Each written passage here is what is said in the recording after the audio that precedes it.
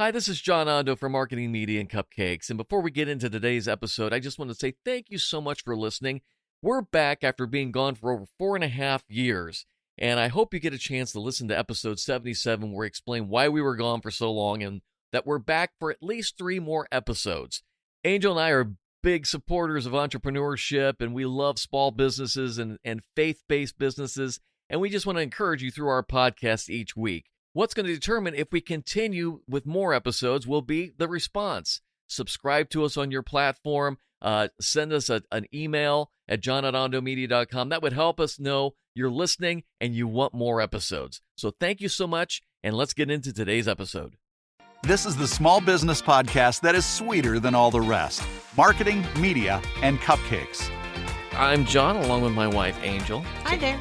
And we are a small business podcast that we both have small businesses, and we're talking about the journey we're on and trying to achieve life, liberty, and the pursuit of profits and all the things that you hope will happen when you start a small business. Angel has a cupcake business that she has on the side. She has a full-time job that takes up your full-time life, and I have a full-time production business for video production. And between all this, we are always trying different things with marketing and media and trying to figure out what works best. And we would love to hear your comments. And this is episode 5 of our podcast, and we are a presentation of Ondo Media at ondomedia.com. What I'd like to get into today, and this is kind of a fun topic, is that how can you make more money by doing less? And this is a lesson that Angel and I learned doing an event where she was selling her cupcakes back in 2018 and then again in 2019, and we will explain how we did less and made more. But first, because people love to talk about food on podcasts, you're making a dog actually right now. I'm going to be making a dog cake. So it's, thank goodness it is a not 3D as in standing dog, but a laying flat dog. So I'm part of him will be chocolate, part of him will be vanilla, and we've come to... What kind of dog will it be, though? It's a nondescript dog, I would say. It's a mutt. It's a mutt. At the end of the day, you're not really sure what it is. It's a cartoon dog. Perhaps that would be a better way to describe Snoopy, him. Perhaps? Oh, not quite a Snoopy. His nose isn't that long, but maybe we'll post some pictures once we get him all put together and shipped out on Saturday. What we want to get into in today's episode, and again, we're so grateful to have everybody listening, is that we learned something in our first real year, and I'll kind of let Angel set this up. I'll set it up and let Angel kind of explain to it, but Angel's business is you go to the website or you go to her friends and say, who made those cupcakes? And somebody calls Angel up and say, hey, I need 100 mini cupcakes or whatever kind of cupcakes, and it's custom made at the house, and you come by, or she takes it to you and picks it up, and away we go. So it's basically, she's just not baking cupcakes and putting them in the fridge and they're just sitting there. So we had we have some great clients and great friends. One of my clients and friends is involved heavily in a community activity around spring, around the Easter time, and he made it available for us to do these, to sell cupcakes at this event. And we had never done anything. And actually, this was the motivation for us to legalize Angel's Custom Cupcakes, to create the logo, to do the marketing, because we knew we were going to have this booth and such at this big event that I think 1,000 people were going to show up at least. And so basically, this is the story of how we learned a lot from the first year that we did it to the second year. And I mean, I've worked a little retail, I've studied books, you've done retail, you know things, but yet, despite all these things, it wasn't a catastrophic failure our first year, but it was a failure. It was a failure. It was a failure. Let's call it what it is. And to paint the picture of what this event is, it takes place at a high school football field. They bring in a helicopter and drop Easter eggs all over the field. So you've got a lot of kids there, a lot of parents. It's in spring, which we're in Ohio, which means you could have 90-degree weather, or it could be snowing, a blizzard. It could be either or, and you might not know till that morning what's going to happen. So we had a small booth with a few other places. We were really there wasn't really any food at any of the other booths, I don't believe. They had food trucks. So, and this is a free event. So I think that was another part of our problem too. We don't have any ideas coming, with people having made assumptions about what we were trying to do. So let's go through the strategy of year one, the year of the epic failure, if you will. Well, we talked about, because Angel has. Let's run through the litany of products you could sell at the table that day. Well, that day I was requested to make gluten-free, so I had gluten-free cupcakes for certain. Minis and larges. Just minis. Everything I did this time was mini, or everything I did was mini. And we had red velvet, we had chocolate, we had vanilla, we had done mixed different icings, we had some with M&Ms on top, we had red velvet, we had of course, we had the gluten-free. I think I even had a funfetti, which is basically vanilla, but still another cupcake. And then I made, based on that volume and knowing that, in case you were curious, 4 mini cupcakes equals 1 full-size cupcake. So for those of you who think you're not doing a bad thing by eating 4 minis, you might as well have just had the big one. So when you've got that, I was like, okay, I want to make sure I have enough. So you just named off about 8 different flavored cupcakes that were pre-made, and some were in the little plastic containers that were like in 4s, and there was no. We did all. So that's what we did differently. I couldn't remember. We did all dozens. So I had prepackaged dozens that were either mixed or one flavor. And then basically, other than that, it was individual. So somebody could come up and say, I want 3, like a donut shop. I want 3 of these, 2 of these. And if I remember correctly, the price point was different than when we did the second year. It was 12. We were just doing 12. I mean, there was no price break. It was literally you could buy them for $1, or you could buy 12. a dozen for 12, which is the same thing. So it's still $1. So that's what we went off with, and we bought the tent, we got the banners made, all the things, because this was really the first public Angel's Custom Cupcake we had done, and she had been doing it for years from the home, but we never needed banners or logos or stickers or cards. So we knew this was going to be a big promotional opportunity. So the first event comes, and it is 33 degrees, I think. Yeah, I'm pretty sure most of the icing was not frozen, but hard. And there was supposed to be next to us a coffee place, which didn't show up. Which did not show up. So people are showing up in very thin numbers, because nobody wants their 2-year-old to be out in 33-degree weather waiting for a helicopter to drop eggs. And the wind was blowing at about 20 to 25 miles an hour. It did warm up to about 40 degrees. But it was not. Yeah. It was not a good turnout. So let's jump forward to basically to what I refer to in television as basically the post-mortem of this. So basically, you made, I don't even know how many. I made 1,200 mini cupcakes. Individual mini cupcakes. And we probably had left over. It would be better to say I sold probably anywhere between maybe 250-ish to maybe 300. So about most. A quarter of the inventory. A quarter of the inventory. And the rest we gave out the cops and so forth afterwards. Literally gave away. And because we weren't taking them home. I took 2 full sheet cake boxes that hold 88 minis. And I've got that to a science. It holds 88 minis. And I dropped off 2 boxes of those at a fire station. I walked around and handed out all my individual, the ones that I had for dozens. Mm-hmm. I was giving them to vendors. Yeah. I was just taking them over saying, here, I gave them to every food truck because I said, well, we all lost today, so you should have something, because there was no outlet for where they were going to go. And I don't know how many people showed up at the event. It was not 1,000 or 800. It was probably 500 there, but there were people there. Yes. It was not like it was not crickets in the background. There was a significant amount of people there, and a lot of kids there. So we began analyzing, what did we do wrong? We did have a card swipe. We had a cash drawer. So we had all the things to make a quick transaction.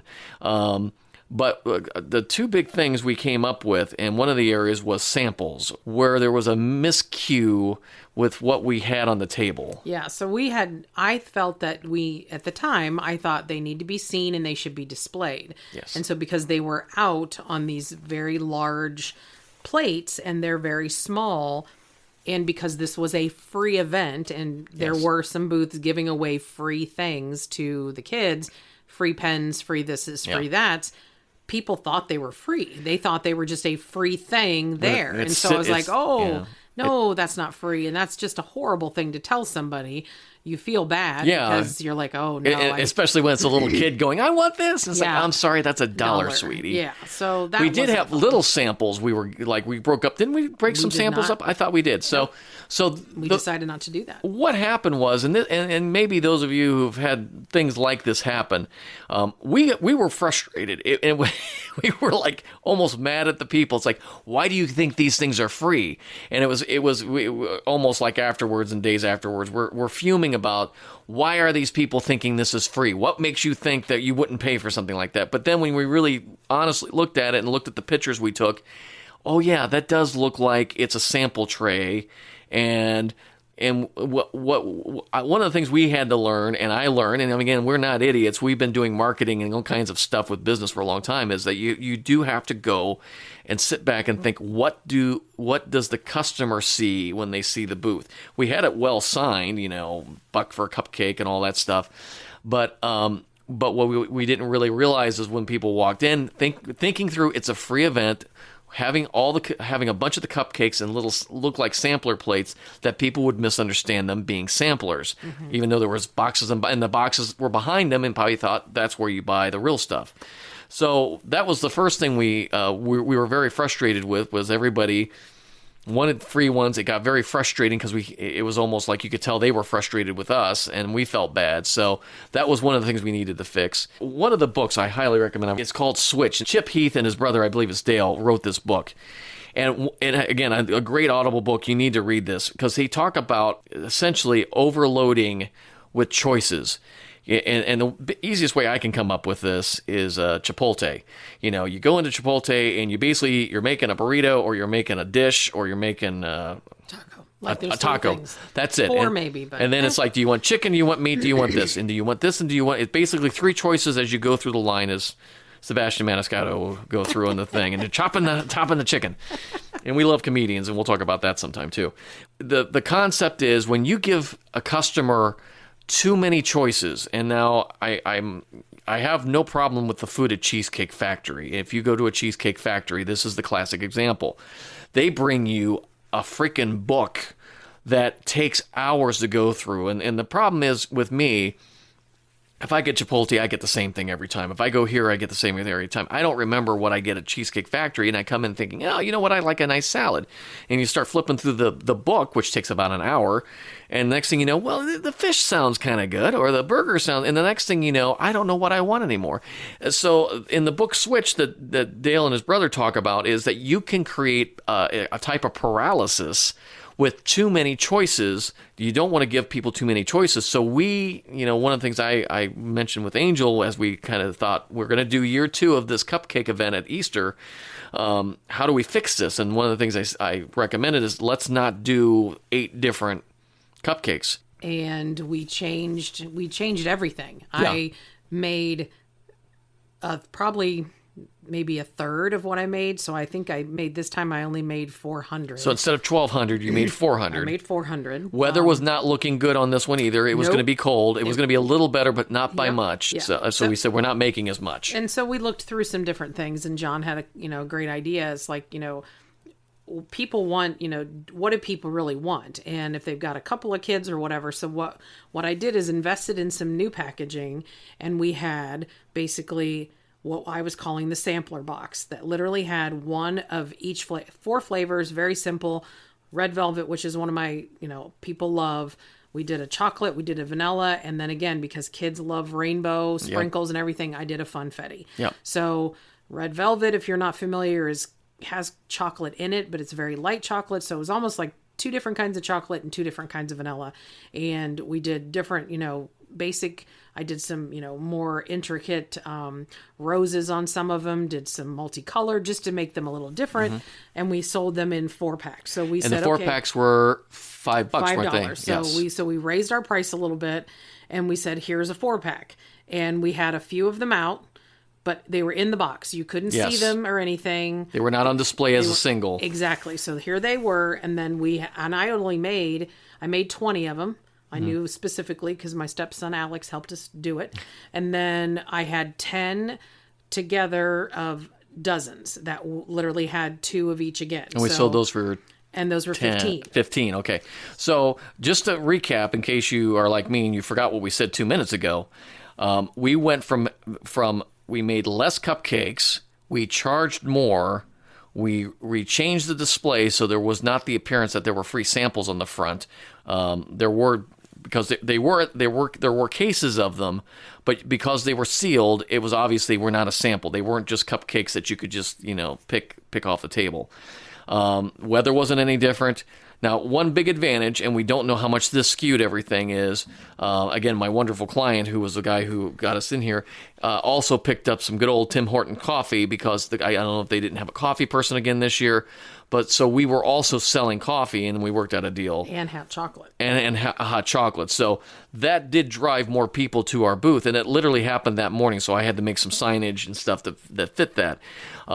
So it's not completely an apple for apple thing, but I think what we want to show here though is we made less cupcakes, almost half as much cupcakes, packaged them differently, raised the price, and the end result was we sold out. I mean, it literally was the end of the day. We had maybe a couple boxes left that we gave again to the cops, but literally we were done. It was all empty. Yep. So much more money this time around and didn't have waste. And because we raised the price from $1 a cupcake to $1.50, wasn't it? And I really believed that people would go for that. And you might say, well, gee, you sure you made more money because you didn't make 1,200 cupcakes. But again, as we said earlier, we think we only sold about 250 the previous year. We sold over 400 then this year. So we did sell more cupcakes. We did not make as much, so the profit margin was better. Packaged them differently. We priced them higher. And what was interesting was, so again, you buy an individual for $1.50, or you could buy one for $4 for $5, and then $15 for 10. Dozen, I'm sorry. So there is a price break. If you did the math, the price gets lower if you buy more, which is what you want.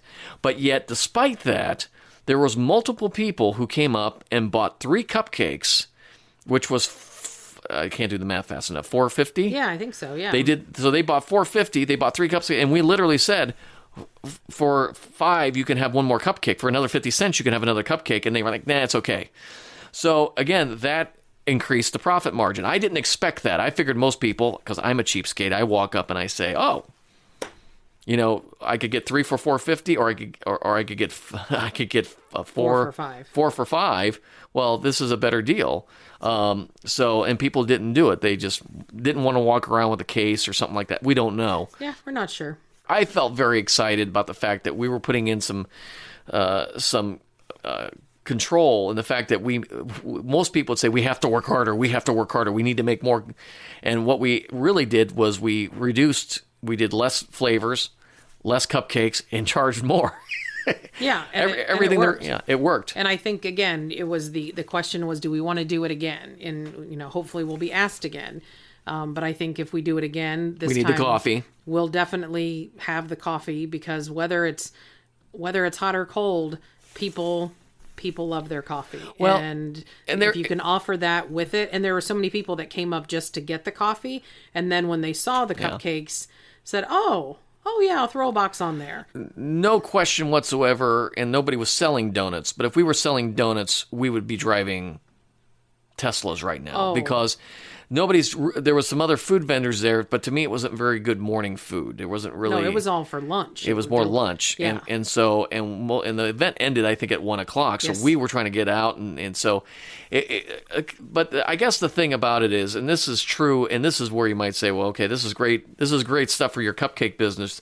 How does this apply to me in marketing and other things? Well, this is no different than what I deal with in media. And I had a guy I used to go to church with, who was a major brand marketing guy at one of the top 3 hamburger places, which just happens to be located here in Columbus, and you can do the math and figure out which one I'm talking about. But one of the nation's largest chains, and one of the things, we would have lunch and we would chat about marketing and how they did their marketing. And one of the things he said is, we never ever do everything the same way across the country. We're always testing. So we may have an ad in New York that is in this color, and we may do an ad in Chicago in this color with the same text, and they vary it all out. And then they take all that data and go back and say, this one did the best. And so it's a constant analysis they're doing with their business. And I think when you're looking at whether it's cupcakes or in how I use my media, I will test things with my clients. I'll say, let's test a 1-minute version of this on Instagram, and let's test a 2-minute version on Facebook. And we analyze and check things out. So it's very easy for people to get discouraged and think, okay, we tried something. We made a product, it didn't sell, or we made a video and it got no hits, or I made some cupcakes for this event and it didn't happen. Don't be discouraged. This is what everybody does. And right now, Burger King is doing tacos. Shame on you, Burger King. Well, but they're obviously feeling like they can take enough out of the market to damage the other taco places. And so they're going to test it. They're going to try it. They're going to see what kind of damage it can do, and then they'll move on to something else. We've seen some very fun marketing going on with IHOP in the past year. They changed their name, but it wasn't really a name change. It was a marketing gimmick, but they got a huge response on social media. So, you do different things, you test different things, and you anticipate different responses. So, what my take home on this whole event is just because you do the first year and you think, well, nobody liked my cupcakes, which we didn't think that, but it is so much a mystery. Why didn't our cupcakes sell? We know they're good cupcakes. We know the price was low. And you might say, well, I got to lower my price. No, we raised our price and got better results. We reduced our flavors, Baskin's 31 flavor. Well, you should reduce it down to 4. There's a valid point for that, because how many times you walk into an ice cream store and I'm like, I don't know what I want. Mm-hmm. I just want vanilla, because I'm kind of a boring person. But you check these things and you try them out. So we did some things this year. It worked. We'll go back. If we do something like this again, we'll do that again and maybe do some other things. Make some more tweaks. So whatever your product is, whether it's video production or cupcakes, or you've got a food truck or you've got a home business, whatever it is, just because it didn't work, do not take offense to it and think, oh, my product sucks, or my marketing or my web guy got it wrong. It could be a combination. And sometimes the thing you think, I'm charging too much, or some other thing that your gut just says, I did it wrong, or the quality wasn't good, it actually may not be any of those things. You might have to do something like charge more and make less, and get your profit margins right, and the next thing you know, you've got a hit on your hands. And this is not what we want to do with Angel's Cupcake business, but it was a great exercise in marketing for us to learn how it works. Exactly. So sometimes less is more. Sometimes more profit is better. Is better all the way around. So I want to give one more quick illustration where less is more, and oftentimes can be more profitable. In the nearby town that we live in here, they have what's called a Fourth Friday, where they shut down the roads, and they have a little festival on Fridays in the summer. There's a pizza place there. Now, a buddy of mine owned this pizza place, but he sold it. He wanted to invest in some other things. And he said he told the new owners, here's some tips when you do your sales around this time. For whatever reason, he didn't listen to him. And this is one of the reasons that this pizza place ended up failing within a month after this couple had bought it. So they have this big festival on the Fourth Fridays during the summer. Whole place is packed with people. They just kept their menu the same.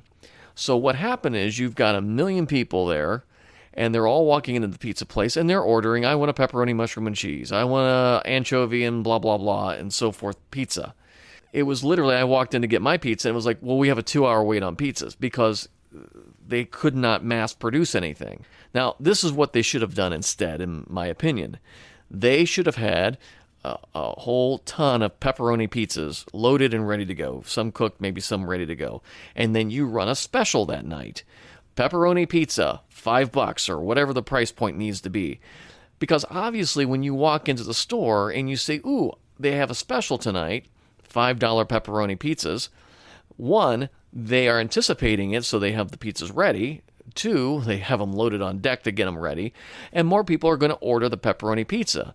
But because they did not have that they got slaughtered because everybody ordered a custom pizza. It took an hour or so. I'm sure a lot of people just walked out and left and never paid them for the pizza. The concept is sort of the same of what we did with the cupcakes. By offering a smaller selection with a special price, makes your life easier, makes the customer's life easier, and ultimately will lead to more profits because you're suggesting to your customers, we have a lot of stuff here, but we really want you to buy this one thing because we have produced a lot of them, and that gives you your better price point, and it's a win-win for everyone.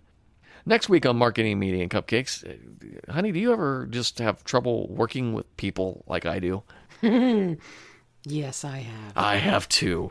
And I have a feeling everyone here has had problems with somebody at work or somebody at home. So Bill works with, and some of you may be familiar with this, the DISC analysis test that you go through, a personality analysis.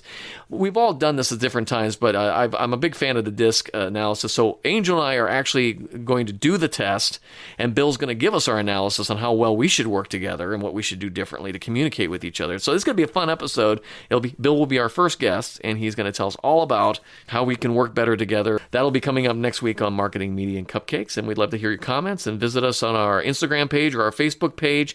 Share us on iTunes and wherever you're listening to us. Don't just throw your business into the trash if you have a bad experience. Connect with John and Angel via Facebook and Instagram and let us know your thoughts. Marketing, Media, and Cupcakes is a production of Ondo Media.